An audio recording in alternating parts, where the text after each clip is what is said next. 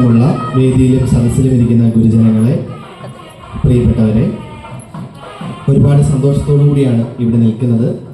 കാരണം ഓരോ പ്രാവശ്യവും ഇവിടെ വരുമ്പോൾ നമ്മുടെ ഉള്ളിൽ നിറയുന്ന ഒരു പ്രത്യേക സന്തോഷവും അനുഭൂതിയും വാക്കുകളിലൂടെ അടയാളപ്പെടുത്തുക വളരെയധികം ബുദ്ധിമുട്ടാണ്.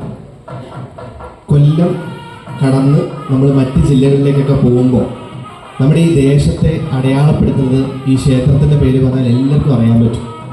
അങ്ങനെയാണ് ഇപ്പോൾ ചെങ്കുളം എന്ന് പറഞ്ഞാൽ അറിയുന്നതിനേക്കാൾ കൂടുതൽ ചെറിയ വെളുന്നൂർ ക്ഷേത്രത്തിൻ്റെ അടുത്താണ് വീട് എന്ന് പറഞ്ഞാൽ തന്നെ എല്ലാവർക്കും മനസ്സിലാവും. അതാണ് നമ്മുടെ ദേശത്തിൻ്റെ, നമ്മുടെ നാടിൻ്റെ, ഈ ക്ഷേത്രത്തിൻ്റെ ഒക്കെ ഏറ്റവും വലിയൊരു പ്രസക്തിയും പ്രാധാന്യവുമാണ് വെളുന്നൂർ. അതെ, ഞാനൊരു കാര്യം മാത്രം പറയാനായിട്ട് ആഗ്രഹിക്കുകയാണ്. ഞാൻ MA പഠിക്കുന്നത് ബാംഗ്ലൂരാണ്. അവിടേക്ക് ഒറീസയിൽ നിന്നുള്ള വിദ്യുത് ഭൂഷൺ ജാല എന്ന് പറഞ്ഞൊരു അധ്യാപകൻ ഞങ്ങളെ പഠിപ്പിക്കാൻ വരും. അദ്ദേഹം പഠിപ്പിക്കുന്ന വിഷയം വിശ്വസാഹിത്യ, വേൾഡ് ലിറ്ററേച്ചർ എന്നുള്ളതാണ്. അദ്ദേഹം ഒരിക്കൽ ക്ലാസ്സിൽ ഞങ്ങളോട് പറഞ്ഞു, ഏറ്റവും വലിയ ലോകം എവിടെ നിങ്ങൾക്ക് കാണാനായിട്ട് സാധിക്കുമെന്ന് ചോദിച്ചു. പലരും പല ഉത്തരങ്ങൾ പറഞ്ഞു. അതിലൊരു കുട്ടി പറഞ്ഞു, സമുദ്രത്തിൻ്റെ അടിത്തട്ടിലുള്ള ലോകം വളരെ സമ്പന്നമാണ്, ശ്രേഷ്ഠമാണ് എന്ന് പറഞ്ഞു. അപ്പോൾ ഉടനെ ബിന്ദു സാർ പറഞ്ഞു, സമുദ്രത്തിൻ്റെ അടിത്തട്ടിലാണ് ഏറ്റവും ശ്രേഷ്ഠവും സമ്പന്നവുമായ ലോകം എന്ന് നിങ്ങൾ വിശ്വസിക്കുന്നുണ്ടെങ്കിൽ അവിടെ നമ്മൾ കാണാത്ത പവിഴപ്പുറ്റുകൾ എത്രത്തോളം ശ്രേഷ്ഠവും സമ്പന്നവുമാണോ അതിനേക്കാളുമൊക്കെ എത്രയോ ശ്രേഷ്ഠവും സമ്പന്നവുമാണ് ലോകത്തിന് നമ്മൾ സംഭാവന ചെയ്തിട്ടുള്ള 2 ഖണ്ഡകാവ്യങ്ങളായുള്ള രാമായണവും മഹാഭാരതവും എന്ന് അദ്ദേഹം പറഞ്ഞു. വായിക്കും തോറും കൂടുതൽ അർത്ഥങ്ങൾ നമ്മുടെ ഉള്ളിൽ ജനിപ്പിക്കുന്ന, നമ്മുടെ മനസ്സുകളെ ഉത്തേജിപ്പിക്കുന്ന വലിയ ശാസ്ത്ര സത്യങ്ങൾ അടങ്ങിയിട്ടുള്ള പുസ്തകമാണ്, ഇതിഹാസമാണ് ലോകത്തിന് കേരളം സംഭാവന ചെയ്തിട്ടുള്ള രാമായണ മാസം. നമ്മൾ രാമായണ മാസം ആചരിക്കുന്ന സമയത്ത് ശാന്തിയുടെയും സമാധാനത്തിൻ്റെയും എന്നതിനൊക്കെ അപ്പുറത്തേക്ക് സ്നേഹത്തിൻ്റെ വലിയൊരു ദൂതാണ്, സന്ദേശമാണ് ലോകത്തിന് നമ്മൾ സംഭാവന ചെയ്യുന്നത്. ഈ രാമായണ മാസം നമ്മൾ ആചരിക്കുമ്പോൾ, അനുഭവിക്കുമ്പോൾ, ഞാൻ പണ്ട് 8ാം ക്ലാസ്സിൽ എൻ്റെ മലയാളം അധ്യാപിക പഠിപ്പിച്ച ഒരു ശ്ലോകം ഓർക്കുകയാണ്. മാ നിഷാദ പ്രതിഷ്ഠ ത്വമഗമ ശാശ്വതി സമ യത്രൗഞ്ച മിഥുനാദേഹമവധി കാമമോഹിതം എന്നുള്ളതാണ്.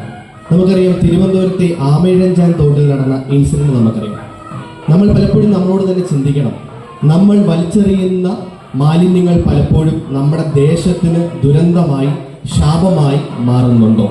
അപ്പോൾ എൻ്റെ ഉള്ളിൽ ഒരു കാട്ടാളനുണ്ടോ, അല്ലെങ്കിൽ കാട്ടാള സ്വഭാവമുണ്ടോ? മാ നിഷാദ എന്ന് നമുക്ക് മുമ്പിൽ ഒരു ചോദ്യചിഹ്നമായി അവിടെ നിൽക്കുകയാണ്.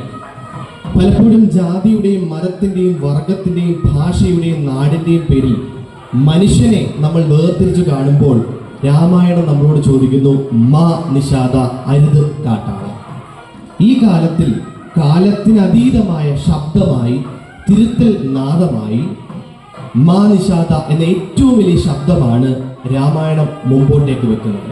സമൂഹത്തിലെ അനീതിക്കെതിരെ, സമൂഹത്തിലെ തിന്മകൾക്കെതിരെയുള്ള നീതിയുടെ, ഏറ്റവും വലിയ സമത്വത്തിൻ്റെ, നമ്മുടെ ദേശത്തിന്, നമ്മുടെ നാടിന് കൊടുക്കുന്ന ഏറ്റവും വലിയ സന്ദേശം സ്നേഹം, സമത്വം, സാഹോദര്യം എന്നുള്ളതാണ്.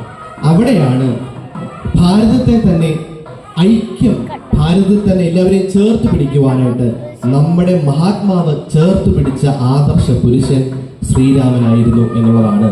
കാലത്തിൽ അതീതമായി ഇന്നത്തെ ദിവസവും ഈ മാസവും നമ്മൾ അടയാളപ്പെടുത്തുന്നത് അപ്രകാരമായിരിക്കണം. ഞാൻ എൻ്റെ വാക്കുകളെ ചുരുക്കുവാനായിട്ട് ആഗ്രഹിക്കുകയാണ്. ഒരുപാട് കാര്യങ്ങൾ പറയണമെന്നുണ്ട്, പക്ഷേ ഞാൻ എൻ്റെ വാക്കുകളെ പരിമിതപ്പെടുത്തുന്നു. കാരണം എന്നേക്കാൾ ഈ വിഷയത്തെക്കുറിച്ച് അറിവും പാണ്ഡിത്യവും ഉള്ളവരാണ് എൻ്റെ ഇടതും വലതും എൻ്റെ പുറകിലും ഇരിക്കുന്നവർ എന്ന ഉത്തമമായ ബോധ്യം എനിക്കുണ്ട്. മറ്റൊരു സവിശേഷമായ കാര്യം, എനിക്കൊരു വലിയൊരു ഭാഗ്യം കിട്ടി. ഹിസ്റ്ററി വിദ്യാർത്ഥിയും അപ്പുറത്തെ സൈക്കോളജി വിദ്യാർത്ഥിയും, 2 വിദ്യാർത്ഥികളുടെ നടുവിൽ ഒരു സാഹിത്യ വിദ്യാർത്ഥിക്ക് ഇരിക്കുവാനായിട്ട് സാധിച്ചു എന്നത് എന്നെ സംബന്ധിച്ചോളം വളരെയധികം സന്തോഷവും അഭിമാനവും നൽകുന്ന ഒരു കാര്യമാണ്. 2, ഞാൻ പഠിച്ച മാർ ബസീലിയോസ് സീനിയർ സെക്കൻഡറി സ്കൂളിൽ കഴിഞ്ഞ 5 വർഷക്കാലം കരുത്തുറ്റ നേതൃത്വം, ശക്തമായ നേതൃത്വവും വ്യക്തമായ കാഴ്ചപ്പാടും കൂടെ ഞങ്ങളുടെ സ്കൂളിനെ നയിക്കുന്ന വ്യക്തിയാണ് നമ്മുടെ ഈ ക്ഷേത്രോപദേശക സമിതിയുടെ സെക്രട്ടറിയായി പ്രവർത്തിക്കുന്ന ബഹുമാനപ്പെട്ട ഹരികുമാർ സാർ. സാറിൻ്റെ കരങ്ങളിൽ നമ്മുടെ ക്ഷേത്രത്തിൻ്റെതായ എല്ലാ പ്രവർത്തനങ്ങളും ഭദ്രമാണ് എന്നുള്ള കാര്യം ഞാൻ പറയേണ്ടതായിട്ടില്ലല്ലോ. എൻ്റെ ഗുരുവിനോടൊപ്പം ഗുരുവിൻ്റെ ഒരു എളിയ ശിഷ്യൻ എന്ന നിലയ്ക്ക് വേദി പങ്കിടുവാനായിട്ട് സാധിച്ചതിലുള്ള പ്രത്യേകമായ സ്നേഹം അറിയിക്കുന്നതോടൊപ്പം തന്നെ എന്നെയും ഈ പരിപാടിയിലേക്ക് ക്ഷണിച്ചതിലുള്ള പ്രത്യേകമായ നന്ദിയും സ്നേഹവും കടപ്പാടും നമ്മുടെ ക്ഷേത്ര സമിതിയിൽപ്പെട്ട എല്ലാവരോടും അറിയിച്ചുകൊണ്ട് ഞാൻ എൻ്റെ വാക്കുകളെ ചുരുക്കുന്നു.